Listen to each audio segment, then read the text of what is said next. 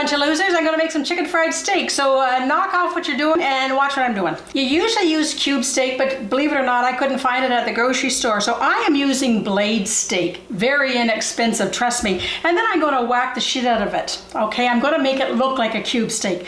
I'm going to have each one be, I'd say, 1/3 of a pound. Has a little fat on it. We'll cut that off later. Now let's start whacking the shit out of it. What is this? This is my whackaroonie. One side is flat for making something flat, and this is for pulverating things such as cube steak. Let's continue. Woo! If you're upset with your boss or whatever, this is an excellent recipe for you. Okay, go to the store and buy some cube steaks. I think that's a better idea. I won the battle on that sucker. Okay, that's what you ended up with. I would say it's about 3/4 of an inch thick to 1/2 inch. Let's do the rest. I've whacked these guys as good as I can get. See, that's a really nice little piece there, and it started off to be just a little round. To this, I'm going to salt and pepper. I like to use kosher salt quite a bit, so I'm just going to throw some salt on that, some freshly ground pepper. Turn them over and do the same thing on the other side. I have in here 1.5 cups of just plain white flour. We're gonna start making this stuff to dredge it. To that, I'm gonna add 2 teaspoons of ground pepper, 2 teaspoons of kosher salt, 1/2 teaspoon of smoked paprika. You can start to see with the smoked paprika where this flavor is going, can't you? 1/2 teaspoon of ground onion powder, 1/2 teaspoon of garlic powder, 1/2 teaspoon of baking soda. Check the expiry date. Not gonna be crispy if it's expired. 1/2 teaspoon of baking powder. Mix it all together. I've put it in a shallow bowl so that it's gonna make it easy to dip the steak in. Now you're going to need 1.5 cups of buttermilk. I'm pouring that also into a shallow bowl, just makes it easier for dredging your steak, and 1/2 cup. We like things fairly spicy, so I'm going to add 2 teaspoons of Tabasco sauce to the buttermilk. Then stir it up. We're going to take one of these suckers. We're going to put it in that, dip it into the buttermilk, couple of turns, dredge it again in the flour. Perfect. I'm just adding a bit more to it, but I'm going to shake it off. There we go. I'm going to put that onto a rack, do them all, and let them sit for 10 minutes. That way they dry a little bit before you throw them into the grease. I have 1 cup of vegetable oil in here.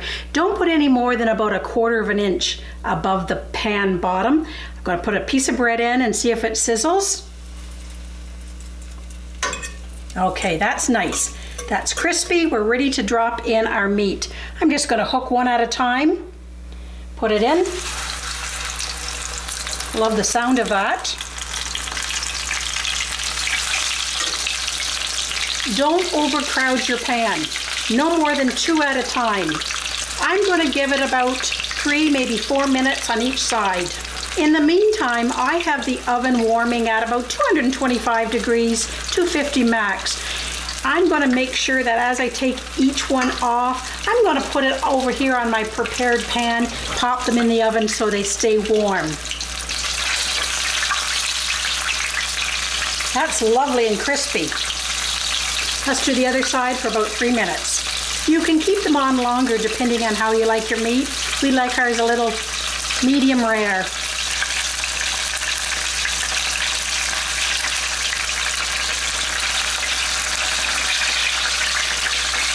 I like that. That's crispy. Oh, that's lovely. Okay, I'm going to continue on. I've cooked up all the meat, and as you can see, I'm left with still a lot of grease. This white gravy that you put on top of your chicken fried steak is made from all this grease. I'm not one for enjoying that white gravy, so I'm going to only use about 1 tablespoon of this grease, and you'll see what I'm going to do from there. I have about 1 tablespoon of the original grease and all the little droppings. I'm going to put in 2 tablespoons of butter. That's what I'm doing different to the usual Southern recipe. I am putting butter in rather than all that grease. Let's do about 3 tablespoons of white flour. Stir that around until I get kind of like little pebbles. I'm going to need more flour. I've got the heat on low. I'm going to continue the flavors with a little bit of smoked paprika in this, a teaspoon of salt, ground pepper. That's what I'm doing different than the normal white gravy. I'm adding a bunch of flavors, some really great warmth. Now, I'm going to add some half and half cream to that. Right now, I've measured off about 3 cups, but I don't think I'm going to need that much. Oh, that looks good. Smelling great. I may add more flavors to it. Don't know yet. Keep adding your cream to the flour mixture so it gets nice and smooth. You can use a whisk at this time. I'm just going to use my wooden spoon. I am really pleased at the way that chicken fried steak has turned out.